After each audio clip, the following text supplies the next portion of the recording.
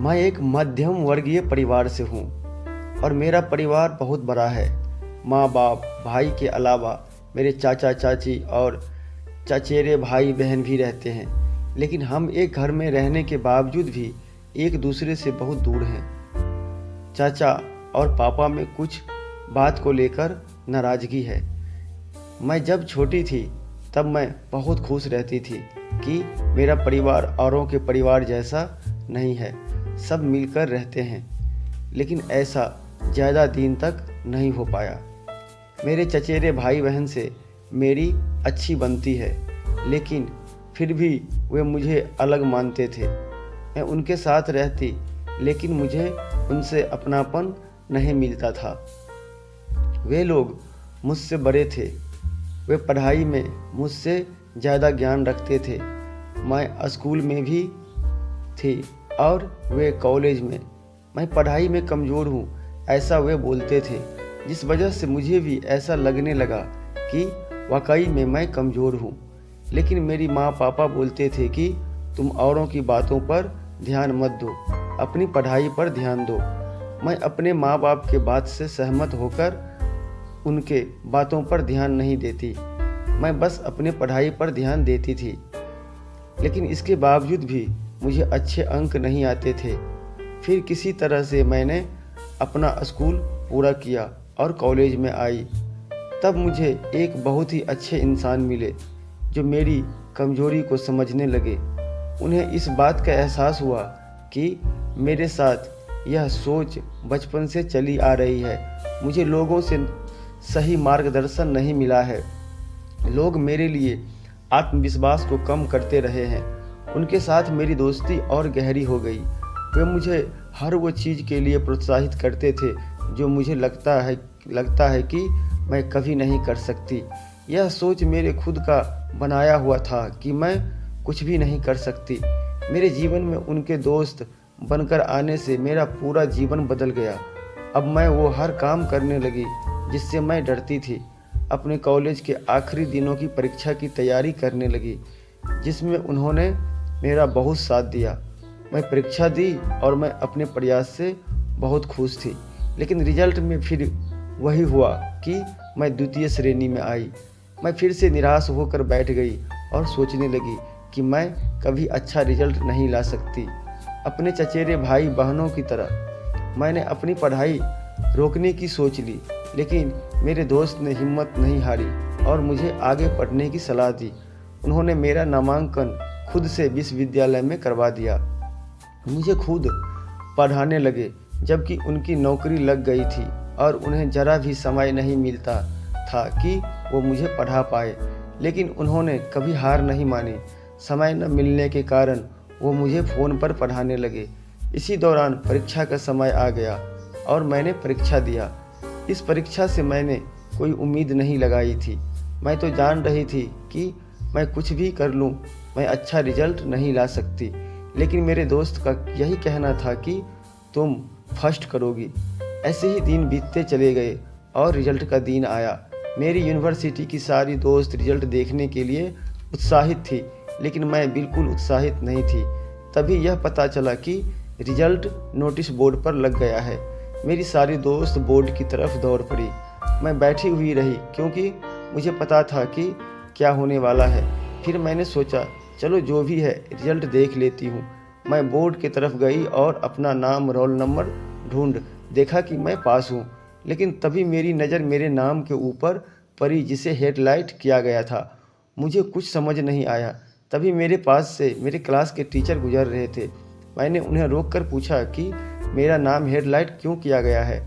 मेरे टीचर ने मेरे रिजल्ट को देखते हुए कहा, इसलिए है क्योंकि तुम थर्ड टॉपर हो। इस बात को सुनकर मैं कुछ देर तक समझ नहीं पाई कि सर ने बोला क्या है। मुझे लगा मुझे सुनने में गलती हुई है। मैं वहाँ से गुजरने वाले सभी लोगों को रोक रोक कर मेरा रिजल्ट देखने को कह रही थी। सब ने मुझे वही कहा जो मेरे टीचर ने बोला। उस वक्त मेरी खुशी का कोई हद नहीं थी। मैं अंदर से बहुत खुश थी, लेकिन मेरे आंखों में आंसू आ रहे थे, जिसके लिए मैं कितने दिनों से मेहनत कर रही थी और मेहनत करते करते हार भी मान चुकी थी। वो मुझे अब जाकर मिला। मैंने सबसे पहले अपने माँ बाप को फ़ोन किया और अपने रिजल्ट के बारे में बताया। ये सुनकर उन्होंने मुझे इतना ही कहा कि मैंने बोला था ना कि तुम सब कर सकती हो, तुम तो मुझसे भी ज़्यादा जानकारी रखती हो। खामखा मैं डरती थी। इस रिजल्ट के बाद मुझ में हिम्मत आ गई कि मैं कुछ भी कर सकती हूँ। दिन बीतता गया और मैं बहुत आत्मनिर्भर हो गई और आज मैं लोगों के बीच में अपनी बात रख सकती हूँ। मेरे जो दोस्त ने मेरे पीछे अपना कीमती समय दिया था, उसके वजह से मैंने टॉप किया था। मुझे उससे धीरे धीरे प्यार हो गया। मुझे उसकी हर बातें अच्छे लगने लगी। मैंने अपने प्यार का इजहार किया और फिर मेरी शादी हो गई। मैं अपने नए घर मतलब ससुराल में जैसे ही प्रवेश की, मुझे कुछ भी अच्छा नहीं लग रहा था, क्योंकि मेरी सास हमेशा मुझे हर बात में टोकती थी और कुछ न कुछ मेरे विरोध में बोलती ही रहती थी। मुझे अपने पिता का घर याद आने लगा। हर पिता के समान मेरा पिता भी मुझसे बहुत प्रेम करता था। बचपन से जवानी तक पिता ने अपनी बेटी की सारी ज़रूरतों को पूरा किया था और बहुत लाडों से अपनी बेटी को पाला था। यह नई नवेली दुल्हन अपनी सास के इस रूखे व्यवहार के कारण परेशान हो गई और कई बार तो उसने अपनी सास को खरी खोटी सुना देती थी, जिसके कारण घर में बड़ी ही असमंजस की परिस्थिति हो गई। वह अपने पिता के घर लौट आई और रो रो कर पिता से कहने लगी, पिताजी, मैं अब उस घर में नहीं जाऊंगी, यहीं आपके पास रहूंगी। यदि आप मना करोगे तो मैं आत्महत्या कर लूंगी। पिता समझदार थे। पिता ने बेटी को 2-3 दिन के बाद कहा, बेटी, यदि मैं तुमसे एक बार जैसा कहूँ, क्या तुम करने को तैयार हो? यदि तू उसके बाद भी कहेगी कि तू इस घर में मेरे साथ रहना चाहती है तो कोई बात नहीं। बेटी ने पिता से कहा, कहिए, लेकिन याद रखना यह अंतिम बार होगा कि मैं उस घर में जाऊंगी। पिता ने कहा, वहाँ जाकर जैसे ही तुम्हारी सास तुम्हें कुछ बुरा भला कहने लगे, तभी तुम अपने मुंह में एक कुल्ला पानी भर लेना और तब तक मुंह में पानी भरे रहना जब तक सासू माँ बोलना न बंद कर दे, और उसके बाद उस पानी के कुल्ले को नाली में थूक देना और फिर कुछ भी पलट कर मत कहना। बेटी को कुछ समझ में नहीं आया, लेकिन बेटी तैयार हो गई। बेटी ने ससुराल जाकर ऐसा ही किया। जब भी सासू माँ कुछ कहना शुरू करती, तुरंत बहू मुंह में पानी भर लेती और बहुत देर तक भरी रहती। धीरे धीरे कुछ ही दिन में सासू माँ का व्यवहार इस बहू के प्रति नर्म हो गया। वो सोचने लगी, कितनी अच्छी बहू है, पलट कर कोई जवाब नहीं देती और गुस्सा भी नहीं होती। अब वो उस बहू को बेटी कहने लगी और उसकी तारीफ करने लगी। कुछ दिन में सासू माँ का प्रेम भरा व्यवहार देखकर बहू भी अपनी सासू माँ को माँ जैसा प्रेम करने लगी और दोनों खूब बातें करती, साथ साथ घूमने और मार्केट और ख़रीदारी करने जाती। कुछ दिनों के बाद इस लड़की के पिता अपनी बेटी से मिलने आया। घर के सभी लोगों ने पिता का खूब अतिथि सत्कार किया। फिर जब पिता अपने घर वापस जाने लगे तब अपनी बेटी से कहा, बिटिया, चलो, यदि तुम मेरे साथ रहना चाहती हो तो अपना सामान पैक कर लो, हम वापस चलेंगे।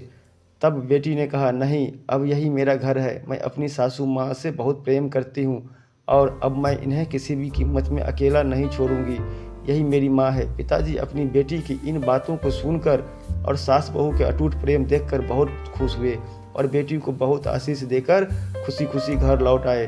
कहानी की शिक्षा, प्रेम सब बातों को सह लेता है। रिश्ता बनाना आसान है, निभाना कठिन, लेकिन जिस रिश्ते निभाना जानते हैं वो लोग मैंने सच्चा प्रेम करते हैं। आपने इस सास बहू की मज़ेदार कहानी से क्या शिक्षा पाई है, कमेंट में ज़रूर लिखिएगा।